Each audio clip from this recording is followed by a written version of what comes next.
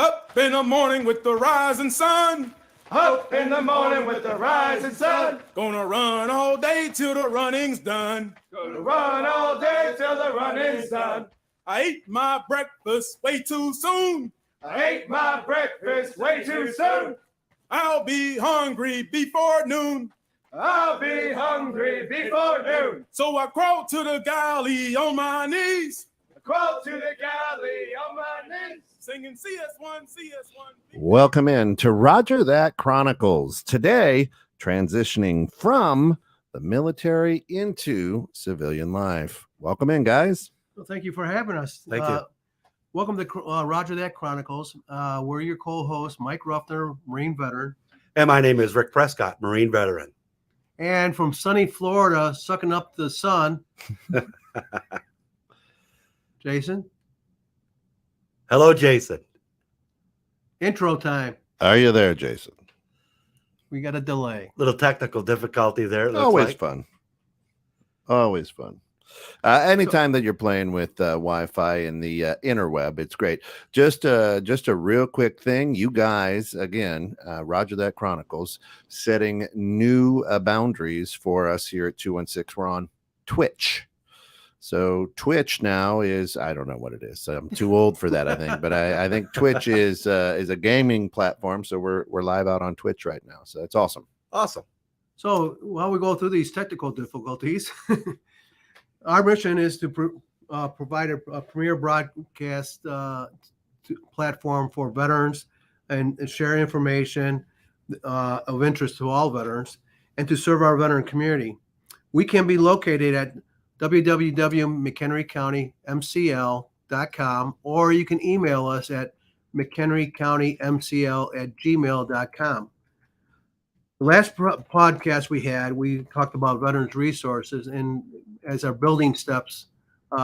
This one is going to be about transitioning from the military into civilian life. And then we're going to talk about once you've been out for a while, you be transitioning from job to job in your career path. So we're going to start with Jason down in Florida. Did we lose him? Yeah, it looks like maybe he bounced out. Well, he'll jump right back in. We should be okay. He's still got the link, so must have had a glitch in his Wi-Fi. Right. Okay. You know. It might be the Chevy that he drives. Please send all email. So Jason, he's the youngest member of our group. We were going to have There him he is. as he comes aboard here. There he Jason, is. All right, I'm back. The transitioning that you've experienced when you got out, from the time you knew you were getting out and going through the classes that the Department of Defense requires, and some of your experiences. So if you don't have a Twitch to your system down there, go ahead and tell us about the transition. Yeah, absolutely. So when I got out, I served from the years of 2004, 2008, got out in February of 2018. I'll never forget that one. Thought it was the greatest day of my life. Well, one of them. But so when I got out, I was pretty much, I'm not going to say like a raw nerve, but thing. And I was more focused on, like, oh my God, I got my newfound freedom. I don't have anyone, tell me what to do and all that stuff. But as soon as the time went on,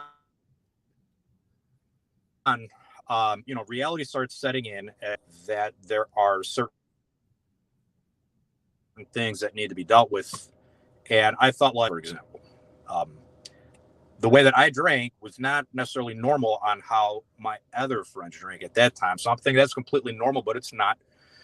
So, we definitely have to start paying more attention to the decompression of military life versus, reality in a sense, and what may be harmful to your, your well-being or life. So, but yeah, it was a little bit difficult. Felt a little bit out of place at first, but then those sorts of things started growing and growing. And I mean, go ahead. Yep. So as a civilian, right, as I am, never served, it's hard for us sometimes to Someone going to say something? or appreciate what y'all are going through, right? So a lot of 18-year-old kids go to college. And there's a lot of freedom. But yeah. So anyway, I wonder if he would work better Yeah. on the cell. Yeah, let's try having you call in, Jason, instead of the video. We're having you getting glitchy on us. So while Jason is getting ready to transfer over to his cell phone, so we can keep a good connection. Yeah, that might work best. A lot of the younger veterans nowadays, the Department of Defense requires that they go through a transitioning program from the different branches before they go back to civilian life. So I don't know. Does he know to call in? Who's he calling? Which one of you guys? My phone's off. Is that an iPhone? Go ahead, Mike. So while they're fixing our technical issues here, it's a requirement that everybody goes through these classes because they didn't like the idea when the war first started 20 years ago, where people came back and then they went straight to the street and they're still in a combat mode and they were trying to get jobs because they weren't able to communicate with the employers. And it didn't help. The economy was a little bit rough at that time, back in around 2008. You're right. So they had multiple problems going on there. But the thing is, when you spend 3, 4, or 20 years in the military, you have a tendency to use the military jargon before you get out. Yep. So it's a big learning curve. It's to turn around, teach them a new language, which is civilian language. So Jason, while we were covering for you, you were a little bit glitchy with the internet stuff. So go ahead and continue on about when you got out and the good things and bad things that were going on from your generation and your personal experience from going into the different things you have We're transitioning into the civilian world. Right. The tongue getting tied. Yeah, absolutely. So like I was saying, I got out back in 2008 and I was infantry. So I did 2 combat tours, one in the Afghanistan, the other one in Iraq. So, you go from one extreme to another to where, your mind is really programmed into, combat patrols, that type of very stressful environment. But, you get into the civilian world and you don't have those necessarily stressors anymore, but different types. And with that, you really need to be self-aware of what actually is going on with yourself and how you're interacting in everyday life, because what you think may be normal is not necessarily real reality. Like you go out and, the grocery store and you're sizing up, threats and this, that, and the other, and you are creating these scenarios that probably won't happen. So, the decompression rate, where looking back, paying attention to those classes that getting out, I forgot what the name of the classes were, but yeah, it was like 2 weeks of classes on benefits and depends on so what branch forth, you were in, Jason. You had TAP at the time, Transition TAP, Assistance yeah, that's what it's Program. called. Right. And then another branch called it TAPS with an S on the end of it. And then, every branch had a different name on it because they had to put their thumbprint on. Right. Yeah. So, yeah, that's exactly what that was. But everyone there, they weren't really focused on the class. They were focused on like getting out because, most of us were probably like in our early 20s. And, that's the last thing that, drinking and escaping from certain things, especially if you were combat related, those were the pretty top on the list there. But as I said, getting out, trying to keep it, short and brief, but getting out, I realized I had some issues with the drinking and then staying stable mentally. So going back to kind of like on the resources, like going back to the VA, working with them, or if, you have a for us, for example, like as a Marine, they got the Marine Corps League. So joining up with a group of people that are like-minded and that they can help you with either going to different resources for the mental health, financial stability, whatever it is that you want to do, and feeling like you're not alone. So those resources need to be utilized, because we have this mindset where, I can just do it on my own, but like 10 years later and you're still doing it on your own and your life's a wreck. And I'm like, well, how's that working out for you? So you got to swallow your Jason, pride. So yeah, let's back up a little bit. While you were still in the service and you going through the TAP class, what do you think about the content and the instructors that you had during that 3-day, 6-day, whatever the course you went through? What did you think about the quality of what they were teaching? I thought it was really good information. But however, the information will only go so far if the person that's taking the class is in the right mindset too. Yeah. So like if they have, if they're thinking about other stuff like getting out, they're not going to retain that information. But you also have people that, did their 20 and that are retired. So they have a lot more of a matured mindset where they're thinking long-term, not just short-term. So, but overall, I thought the information was great. It just depends on, how they can reach that person that is getting out. So, well, yeah. And that, to me, from an outside perspective, guy never serving, right?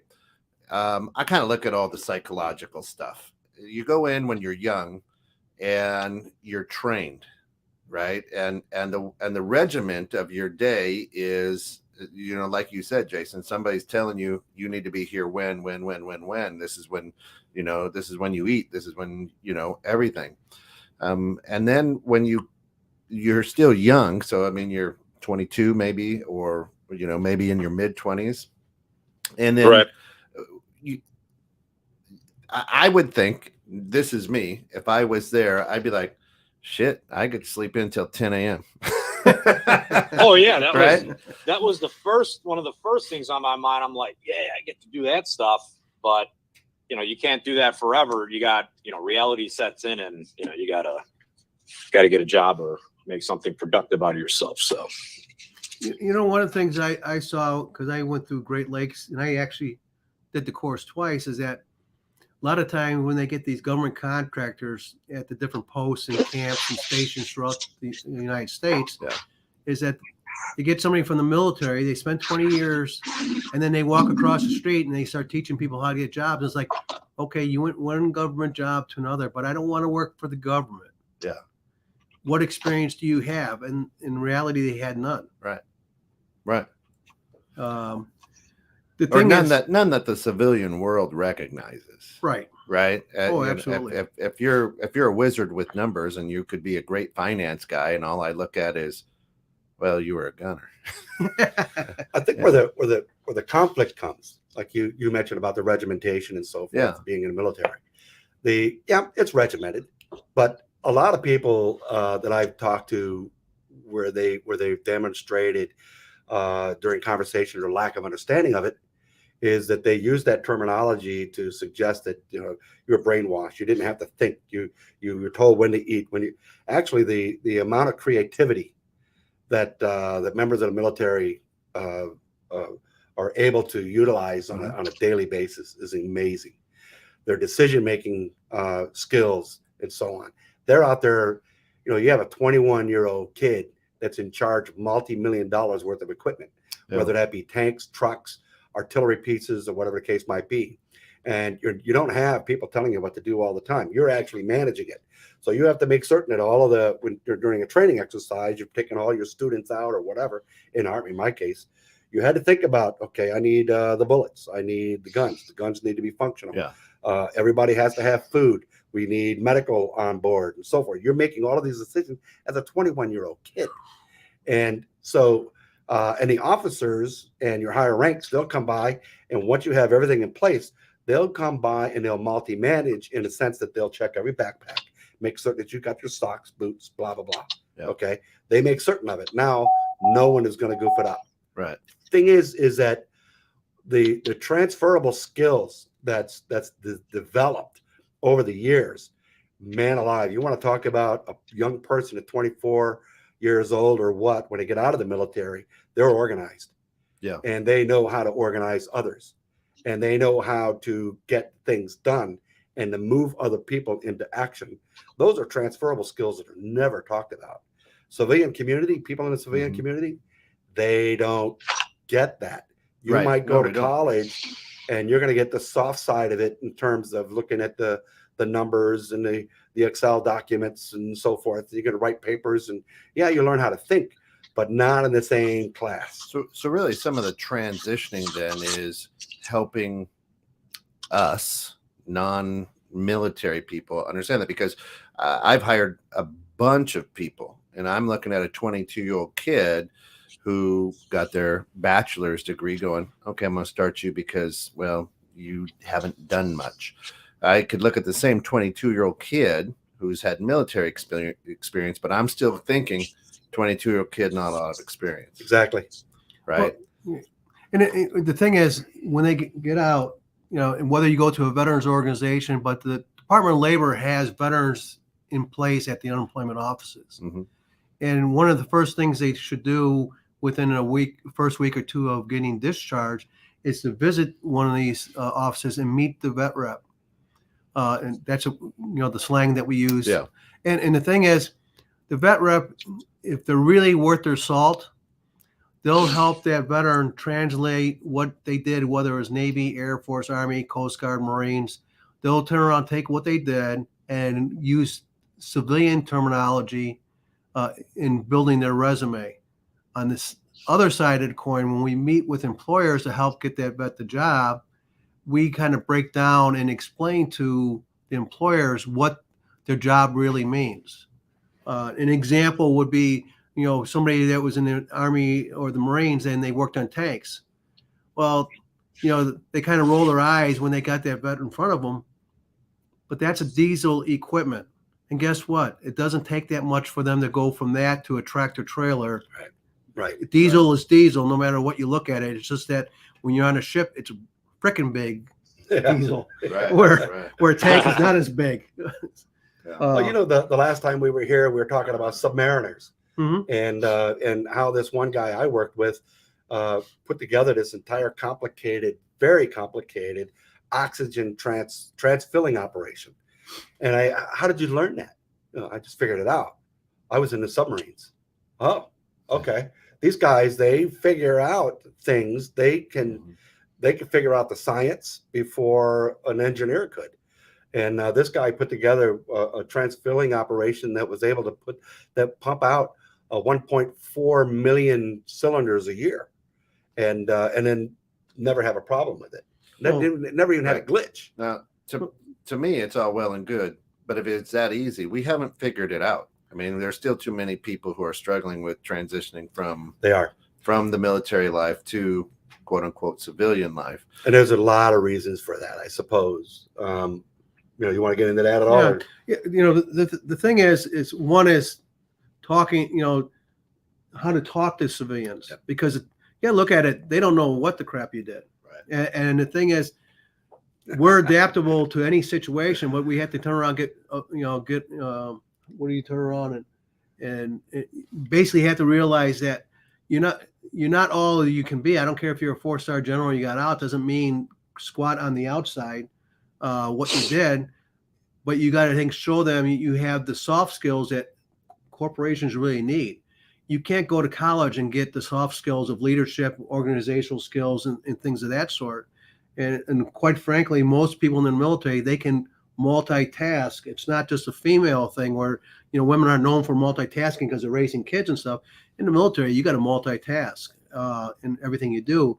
And they're more quickly to become leaders in the different companies because of that skill, the soft skills that you can't teach in school.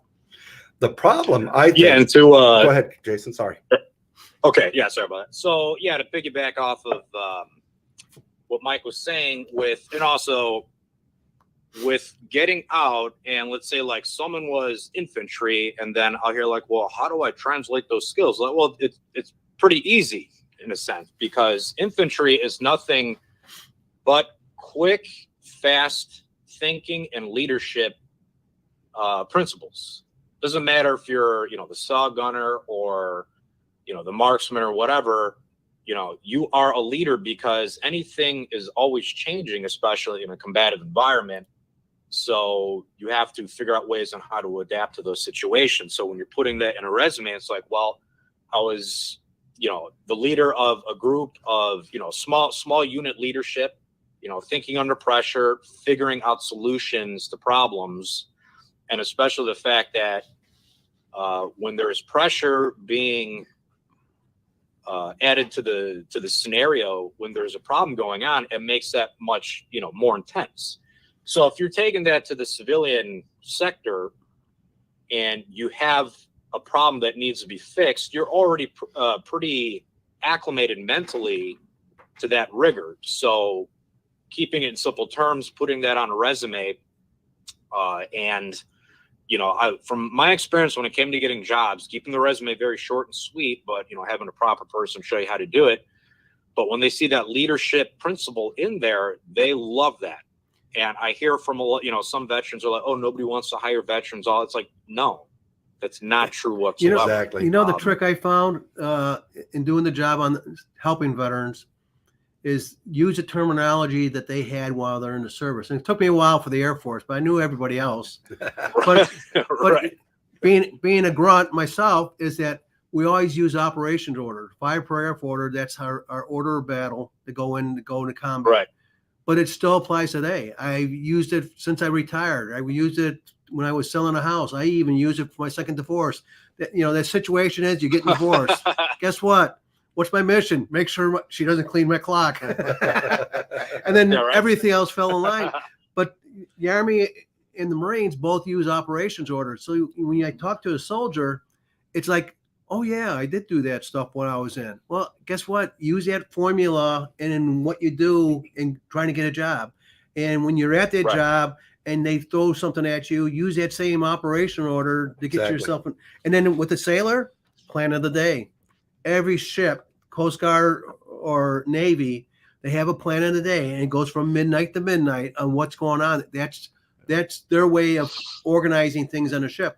And then Air Force, it's checklist because they have aircraft. You got to have a checklist for this. You got to have a checklist to wipe your butt. You have to have a checklist to go to chow. It goes off in their head. They get it. It's true, and it's almost automatic. Because you've done it so much. Every year. About 200,000 people transition from the military back in the civilian world. And back in my day, you guys mentioned TAP. I don't recall that. I mustered out of Norfolk, Virginia, and I was there for 3 days. And next thing you know, I'm on an airplane and I'm flying away.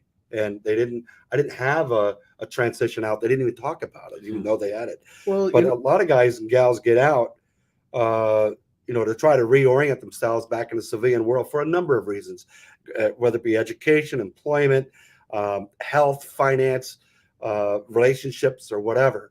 But they don't tend to utilize the services that are available to them for a multiple number of reasons, I suppose. But I would say some of it is probably ignorance. That was on my part. Sure. I didn't know they existed, but some of them just don't use it. And in some cases, not until they get into a crisis type of mode before they're forced to go to the VA or somewhere to seek out whatever assistance they might be able to get. But to be fair, when you got out, you and David had just slain Goliath, right? That was a while ago. He had a slingshot. I think we probably killed the last mammoth elephant at the time. A little history of the TAPS program. They didn't start the TAPS till like early 90s after the Gulf War. And then that was something that they learned that they better start doing, especially when they activated so many Guard and Reserves that had to transition back into civilian life. Last episode that we had, we were talking about family service related stuff. Well, family services had been with the Navy and Marine Corps for a long time. So when the first Gulf War came about, it wasn't a big deal for Navy and Marine Corps, but the Army and Air Force had a hell of a time with their families because like, oh, my car doesn't work. The furnace is out. What do I do? Because they're not accustomed to doing that type of deployment where Navy and Marine Corps is always on the road. So Right. that's where the difference goes. Well, Well, the Marine Corps too is always, jerry rigging broken equipment all the time, because that was the whole deployment of both. Like, shit's broken. It's like, all right, well, how do we fix it? Well, we got to MacGyver everything, so we're very well equipped mentally in that part. Yeah. And to go back on what Rick was saying, where when there's a crisis that happens, it's like, all right, don't wait for a crisis or for things to get so bad, especially when a crisis happens, because fear is a great motivator. But here's the thing: is like, things don't need to get that horrendous, so don't do that to yourself. Take preventative measures before things get that bad. Mhm. And it's going to save you a lot of heartache and, misery. Because I was the type of person, when I got out, where I waited for stuff to get so bad, it's like, all right, well, I need to go take care of this. Then I'd slack off again, wait till things get really bad, because we get comfortable in our own misery sometimes. Like, I'm used to these hellish conditions, so we get comfortable with them. Say, oh, that's okay. But like, no, that's not okay, because you're kind of indirectly harming others that care about you while you're going through this process. And one of the things when I went to treatment myself for PTSD is that term, expect the worst, or hope for the best, expect the worst. That saying right there, that works in combat, but when you get out in the civilian world, you can't be anticipating constant bad things all the time. And especially if you have a family, like, things are going to happen. It has to be in a healthy manner. Like, you got to expect certain things. And once that happens, then we figure it out. But living in that state of stress constantly, that's not going to do you any good. And like, if you have a family, it's going to leak into that, and anything that you do into this, dull drum type of mentality. So, yeah, I think that the add on that, Jason, is one of the most prevalent experiences I had in transitioning from military and civilian world. I can put it in a word. It was alienation. And, yes, I came home on leave, just like everyone else did, and was comfortable conversing with people and so on. But then getting out, all of a sudden, within about 30 days, you realize, okay, this is a little bit different. It's like in your body and mind is saying, hey, let's go back to base. But it's not going to happen. sure, there's no base. There's no base. And what's fascinating for me was that I was about 24, just about ready to turn 25. And the people that were my age were still talking about going down to the beach, the back seat of the car with a girlfriend, watching the submarine races. And these guys were, I don't know, in many cases, smoking dope and drinking and partying and everything else. And me, I just came back from overseas where the Iranian embassy was taken over. Some of my friends were hostages. All of a sudden, there's the things going on. There's things going on in Athens, Greece, and there's things going on everywhere, and the terrorism and so on. And my big thought was, do you guys have any clue what's going on around you? And I had already, I guess, done all my drinking and but all of a sudden at 24 years old, I was somewhere else in my thought process and my priorities than they were. And I could not relate to them. They could not relate to me. And I was even asked, how many people did you kill? How many women have you never impregnated? asked that. I was asked those type of questions. And I went, are you serious? Wow. And it was a fascinating transition. Very, very difficult for probably the better part of 2.5, 3 years before I finally started to settle in. Yeah. So I had a conversation with Maria. Maria is the wife of an Army veteran, who did a couple of tours as well. And she said that it seems that there's a camaraderie in, there, right? So he would come back for leave during that time or whatever, and everything was fine. Loved the kids. Life was good. Then when he, transitioned, it's different, isn't it? When you're with a core of people who literally are doing everything to work, absolutely to work together to stay alive. You mentioned regimentation a little while ago. The tightness, the camaraderie between yourself and the people that you're serving with, it's so tight. They are your brothers and sisters. They are so close that you can count on them. I get into a firefight, dude's going to give his life up for me, and I would do the same for them. That was no question. Right. No one was going to be left behind. We knew that right down to our blood. And in the Marine Corps, it's called Semper Fidelis, that flows through our veins.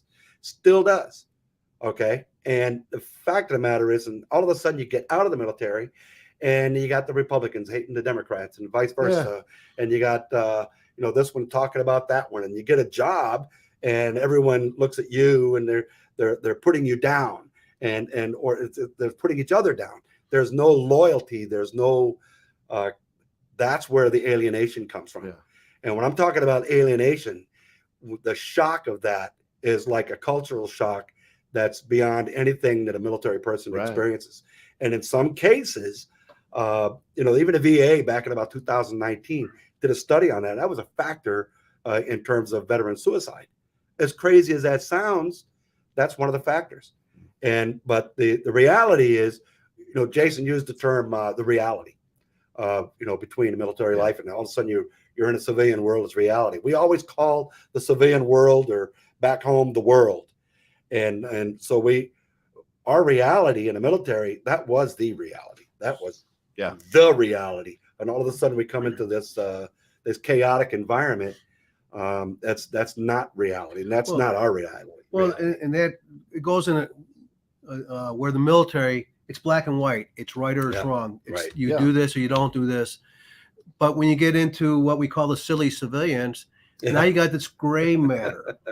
And it's like, okay, it's either right or it's wrong, but the gray matter is allowed. And it's like, okay, we don't look at it that way. It's either right or it's wrong. Black and white. It's none of this other stuff. Yeah, I'm not a fan of gray matter at all. Right. And the thing is, in talking with people is that they're used to having their squad, their platoon, their company, their shipmates, their squadron. They're having people around. And the thing is that they got to realize they still have that when they get out. It's just, where do you find them? And that's why we always push them towards veterans organizations. I don't care what branch you're in. They're veterans. And guess what? They automatically got your back in most cases. When you're in a regular civilian job, it's dog eat dog. It's funny. When I joined the Marine Corps League, the night I went in there, and I had no intention of going into this, but the night I sat in that room and listening to the bantering, going back and forth, the goofing around, calling each other certain names and so forth, and I went, "Whoa, dudes, I'm at home." All of a sudden, this big light switch came on. These people talk just like I do. And I find out I'm not the jerk that my wife describes. No, I'm just joking. Maybe. She's a sweetheart. So, all of a sudden that reality came through, and I just could not help but to be gravitated back into that group. What is there? It's not just a especially if there's a partnership there, right? You and your spouse, you and your wife, you and your husband, because we have a lot of female soldiers now. Yep. The question is there resources for the silly civilian that's been back here, right? Yes, there is. Matter of fact, a lot of the programs that they have for transition is for the spouses. One example, what I did when I knew I was retiring, I came back to the area I planned on retiring. It gave my second wife and the kids, they had time to transition into the schools and stuff, because I still had a couple more years on the contract. It gave them time to kind of acclimate to what's going on. And then when I got out, the only one that had to go through this withdrawal of not being, up at 4 a.m. and running PT every day and everything else was me, because they already got the new life started. So the only one was me. And I just had to be cognizant of that, go through the process. And it worked out well. So when they do that, and I see some veterans, a lot of times they'll go ahead and they'll try to get transferred to where they want to retire for their family, or they'll send the wife and kids back to the area before they get out. And that's helpful, because if you got the wife, the kids, and the husband or the spouse going through it at the same time, there's a lot of turmoil. Yeah. That's when, lawyers are called and, F-bombs are dropped left and right and the whole 9 yards. If you plan it out, and it goes back to what I was saying earlier about the op order and the plan of the day, you plan things out, it's a lot smoother. Yeah. But Jason, let's back up a little bit. Looking back at, several years after you've gotten out, what would you do differently, with the transition that you probably should have paid attention to while you were still on active duty? Well, one would be pay more attention, but looking back, definitely taking the classes more serious, because if I were there, I'd be thinking more of the long haul instead of the short term, which would be me getting out. So having the mindset now would be more business orientated in a sense, because they're always thinking in long term and how to maximize everything, especially when it comes to quality of life. So paying attention to the classes, saving money, investing, and that sort, but also developing or getting over my my either insecurities or fears that I had, like PTSD stuff, like really tackle that mental health first, like right out of the gate. Right. But at that time too, like nobody knew, or at least while you're in, nobody knows what PTSD is. So, but yeah, looking back, I mean, be more responsible, basically. Be do more adulting stuff. You can still have your fun, but be more of a adult when it comes to taking care of real priorities, finances, working on, having healthy relationships. If you are married, or, don't get married while you're in, do that when you get out. So, but yeah, I would say overall, just be more mature, listen, and be more of a mature adult listening to the stuff, and, put away your, pleasure chasing for, a few weeks or whatever it is, and be really in the moment and present to listen to these classes, but have a game plan when you get out to make sure that if something happens mentally or financially, that you have some sort of safety net, i.e. joining the Marine Corps League, or I know the Navy has stuff too. So, but yeah, getting resources and plugging yourself in to places where there are like minds. Yeah. So I think that's the key. You see athletes do it all the time. Tom Brady, I retired, I didn't retire. And it's not that they want to keep putting their bodies at risk. They miss that camaraderie. They miss that, that team. And to me, that would be the toughest thing. You spend 4 years, 8 years, 10 years, 20 years, whatever it is, with that team and that camaraderie where, like you said, it flows through your veins. Then you come out here, you're like free falling. I mean, it's just because everywhere you look, people are trying to cut you off rather than get your back, I imagine. Right. So, let's take a move on. For those who get out, they know that your chances of getting your next career that's going to last 20, 30, or 40 years is almost slim to none nowadays. Right. And, all of us have gone from multiple different jobs. And we're going to start with Rick. Is that when you were changing jobs, what process did you go through? Well, when I got out of the military, I had a very difficult time because, one, I did not know how to describe my transferable skills, and I didn't even know what that word meant. Eventually, I kind of sort of figured it out, got lucky, but the first job I ever had was pretty mediocre, and the individuals that I had to work with were, I would mention to somebody, hey, this gentleman here would like to have this on his vehicle as opposed to that. He goes, huh? And he goes, stop using them big words. I'm like, okay, that's the challenge I ran into. And Rick, big words? Well, yeah, supercalifragilistic. That's huge. So, but anyway, I got into law enforcement and had a difficult time in that because one of the things an inspector mentioned to me, and this is when Rambo came out. Oh, I wish the movie never came out at that time. But he said, you know, I would have you on my platoon today, but we're afraid that you want to be a Rambo type character, want to run around town with a machine gun in your hand.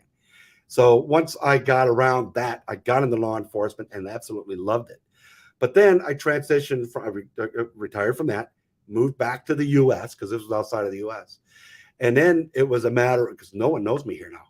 Well, you'll be able to explain that to people that are listening, is that most people during Vietnam, they went to Canada first. You went after. I transitioned up to Canada. Put yourself in more harm's way. I took away a good Canadian job, but at the same token, I was their token Yank. So, but anyhow, coming back home, no one knew me here. And I had a very difficult time trying to get work. And of course, I tried to use best I could my veteran experiences and so forth. But eventually I got a good job. I'll tell you what, the best thing that I ever did was become part of a veterans organization, primarily because of this.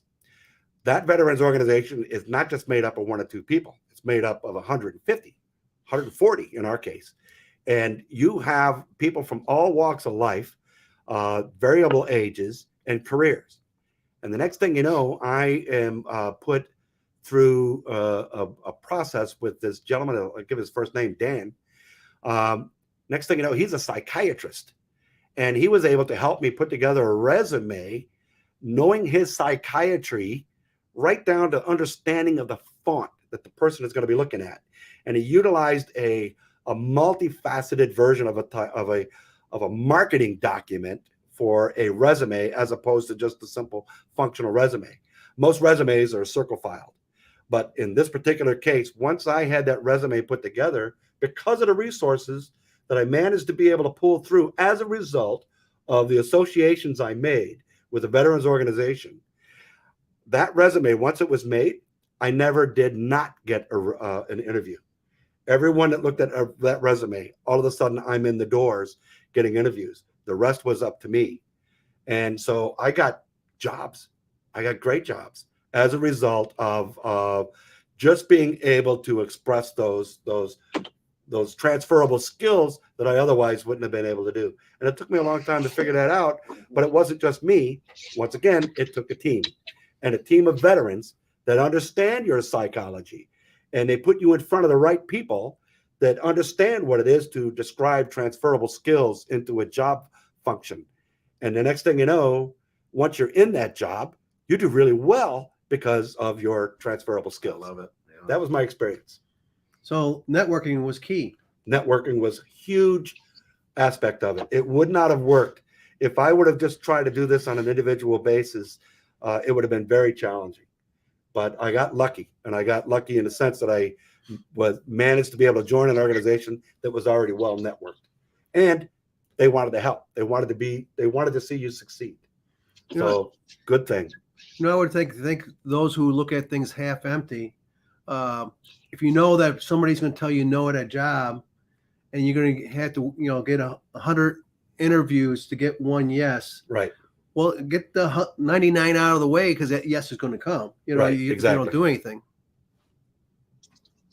Yeah, that right there, you hit the nail on the head, Mike, because when talking with certain veterans where, they were outstanding Marines and all that good stuff, but then they got into the civilian world and they try something once and they're like, oh, screw it. Like, well, you just tried once. And here's the thing, like, for me nowadays, since, I have my own business, I try to think as an entrepreneur. I'm willing to fail 100 million times to get that 100 million and one, breakthrough.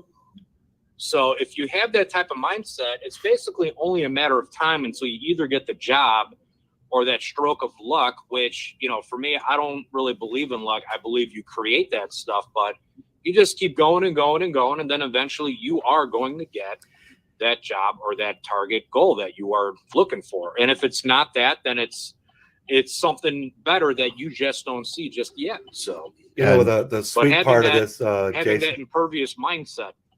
The sweet part about what you were just talking about is that I learned in sales in a small time that I was in sales, and I made pretty good money at it. Get rid of all of the no's and look for the yeses. And when I absolutely. put that into job finding, then it was easier because no one likes rejection.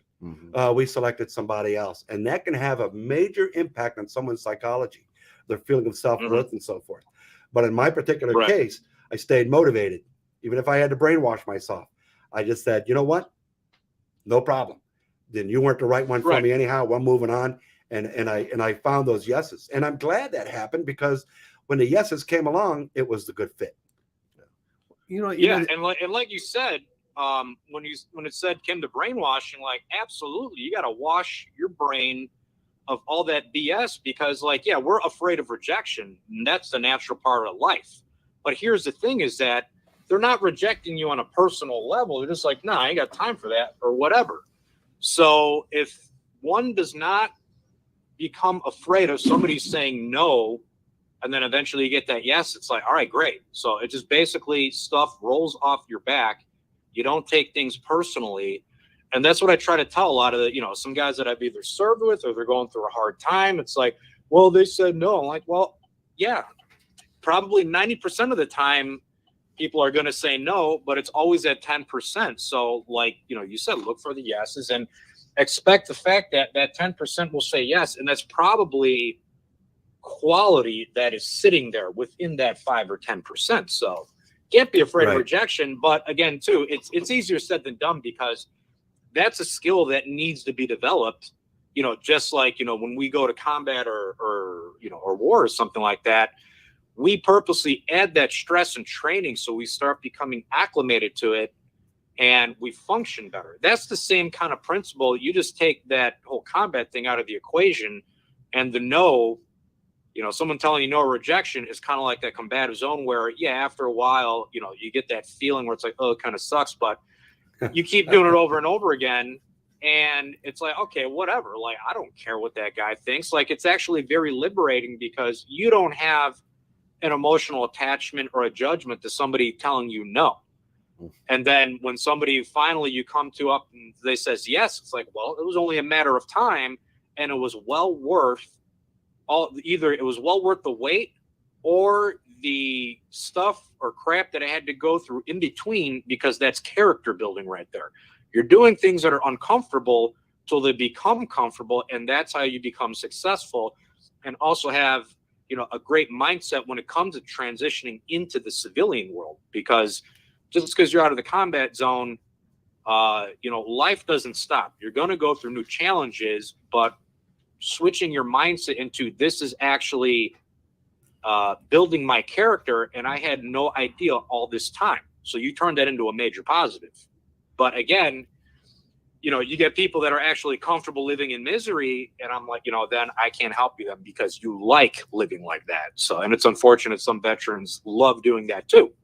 What's really fascinating too is that in my experience talking to vets and so forth, even those that have lost their jobs, somebody might have been fired or terminated for whatever reason it might be.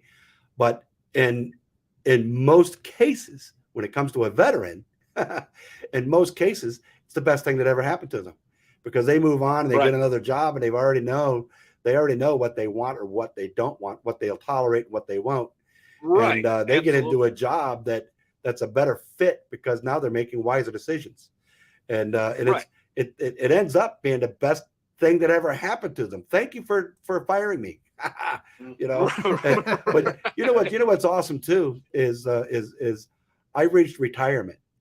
And when you reach this age, let me tell you something, man. You don't care.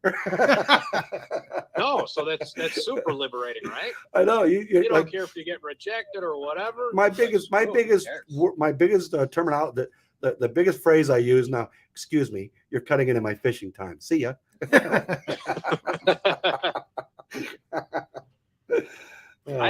Funny that you mentioned fishing, because I might meet up with one of our members, Tom Gillis. I'll give him a little shout out, Tom Gillis, MCL 109. Over, I think he's in Sarasota next week to do a little fishing, possibly. So, that's awesome. It'll be a good time, Florida fishing. But to go back on what you said when it came to getting fired. So for me, I must have went from job to job to job, and probably over 10 or something like that. Got fired from my first one. Technically, I was a police officer for the Federal Reserve Bank of Chicago. So, you have a gun, all that good stuff, and had arrest powers, but for that building.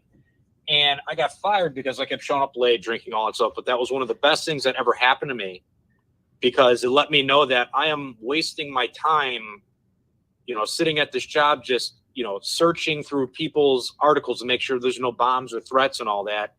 And yeah, the benefits were great, but I'm like, that's how certain jobs get you. Oh, they want you to be comfortable, so you stay. They give you the good benefits, but like I was starting to see past all that stuff. And I started thinking, I'm like, well, what do I actually want to do? Well, I want to go back to school to be a chef.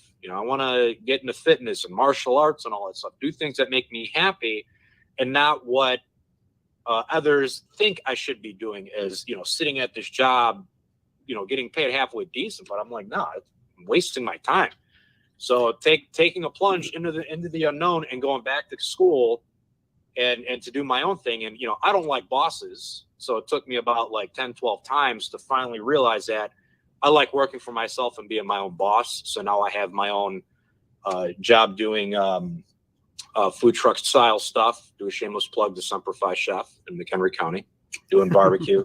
But yeah, so it's delicious too. And I do great brisket, pulled pork too. So he does. Thank you. And my next event, I'll be over at SoHop in Huntley on the 26th, I believe. So check that out. But anyway, so what month? Doing things. It'll be March, so next month. So, and actually, I got 5 more gigs lined up for Kishwaukee Brewery in the months of April, May, and then a big one in October. So I must be doing something right. So I'm getting events while I'm not even in my own, area right now. So, but yeah, the thing is, do something that makes you happy. Either be your own boss, and I know a lot of veterans like doing that, or find a career that you can truly thrive at that kind of gives you that same adrenaline rush or structure while you were in the military. So, well, one of the things I find with the military type of personality, the past regimentation and so forth, is to get into something somewhat paramilitary, the security work, law enforcement. Right. Yeah, absolutely. Right. And that kind of thing. And if not, warehousing is a challenging type of job. IT. And for those that are brilliant and know a lot about computer work, everything else. And by the way, I remember we went down to Chicago, where the military was doing, what was that called? Where reserves have to go back every year, report in. Yeah, they had to do their annual muster. There you go, the annual muster. And then one of the things mentioned there was that, hey, government needs IT people, and they need them bad. And so, so just to know this, people should get out, do some research, figure out what matches their personality and skill sets, and pursue it. And don't accept no for an answer. Go for it. Well, the other thing too is that when they get out, it's just like when they went into service. The military tells you we're going to work, and it's probably going to be in something that you had no clue about. But when you get out after the service, you should not be afraid to change jobs on a regular basis, only to expand your knowledge of the different jobs. That way you kind of find what you like and what you don't like. Right. The other thing is you may go into a job and find out you really do like it, and then it becomes your career. Yeah. So you should be open to that. Well, as an employer, where I was interviewing a lot of people and so forth for jobs, doing HR stuff, so on. What I found was that most people these days have about 7 jobs before they fit into their final occupation. They'll bounce around 7 times before they finally figure it out. What a question that's come in is, how long do you exhale after you are done with your contract in the military? So in other words, in that transition period, do you go, I'm going to take a month and just try to gather myself? Or am I going to take a day? What is that period? Well, what happens is I wanted to take 8 months, but my old man wouldn't let me do that. Good for him. the Like, government, you need to get a job now. I'm like, the "All right." government, when it comes to unemployment, it's 6 months in Illinois. Okay. So after 6 months, you don't get a paycheck anymore. So if you don't mind starving, go ahead and wait till the 6 months. But you should actually hit the ground running when you get out, because they're providing you some funds to help you. The money is to help you find the next job. It's Okay. not just to sit there and That's go good to know. party. The National Guard, I think, found that out when their people up in McCoy was like, go ahead when you get back from the war, go out and party and everything else. And then they turned around and did that because they weren't told the right thing. And next, you know, their mortgage payments missed. The wife wants a divorce, and that becomes a problem. So hit it while it's hot, while you're still going. As a matter of fact, Right. like, these 4 walls will not get you a job. Right. You sit in your rack at home, they're not going to knock on your door. You have to go out there just like you were on a combat patrol and look for them. Right. You got to find out where That's a good they're way to at. put it. Yeah, well said. Sitting around and then pumping Absolutely. out a bunch of resumes on the computer, answering Indeed call or stuff, that's not going to do it either. When I turned around and retired, I had a Marine major. He was a reservist, and his son owned a cell company, and they turned around and he gave me 45 different businesses here in McHenry County, and I hit them all. I sent resumes to all 45 of them. My first job, they called me up and said, "We're not hiring right now, but I think we need to talk to you." And I lived 5 minutes away, but I said, give me 2 hours. I figured shit, shower, and shave, get everything all squared away to look good. And my job description changed 3 times in 3 days. They were going to bring me in. They just didn't know where they're going to put me. And when I did get the final landing, it was into the job that they needed the most help at. And within a few months, I got them straightened out there. And then from there, they moved me to a different position to fix another area of their manufacturing process. So, when you get out there, use your family, friends, and neighbors, even the guys that guys and gals you were stationed with. There's a lot of people that have a lot of corporate knowledge. We had people that worked for DuPont. We had somebody that worked for the Firestone. People in your squad, you may find out that they came from a family business, and they're pretty well to do. If you don't turn around and explore all your contacts, because Xerox says their selling course, the average person knows 250 people. That's right. So if I know 250 people and I tell all 250 I'm looking for work, guess what? They in turn, if they like me, will turn around and try to branch it out. Yeah. And the other thing to know is in this transition, be confident, because as an employer, I've done a lot of hiring.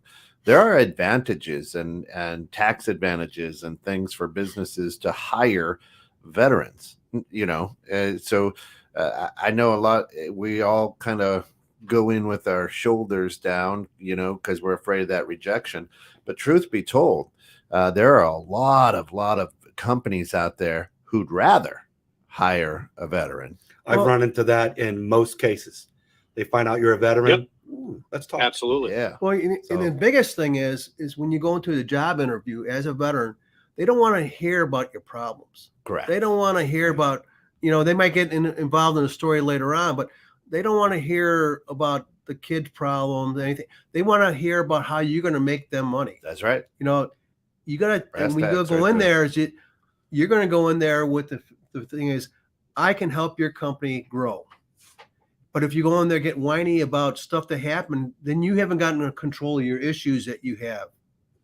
But that's an interesting comment there, and I'll tell you right now, veterans have the capacity, they've got the knowledge, they've got the skill sets in helping any company grow. That I know for an absolute, that's an axiomatic fact, that veterans have what it takes to. They're to those make big business words grow. again, Rick. Oh, did I do that? I learned that one in Canada.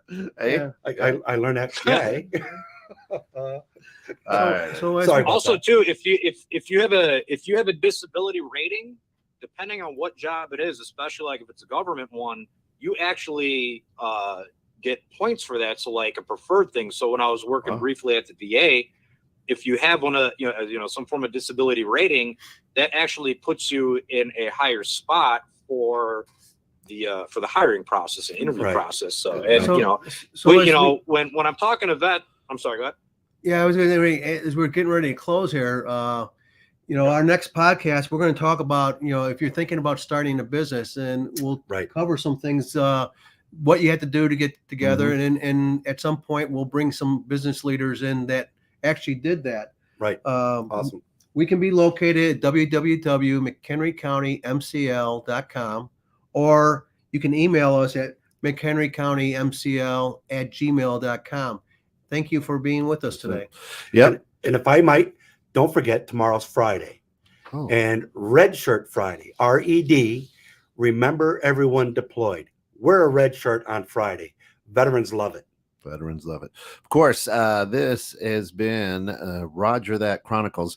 Airs first and third Thursday every month at 11 a.m. Central. Next show will be on the 2nd. So we'll get after it then. If you have questions or topics that you want these guys to cover, feel free to send us an email at info@216thenet. We'll make sure we get them. Just in the subject line, just put Roger That Chronicles, and we'll make sure that they get it. For all of us here at 216 the Net, thanks for getting caught in the net with us. And until next time, be good. But more importantly, folks, be good to one another.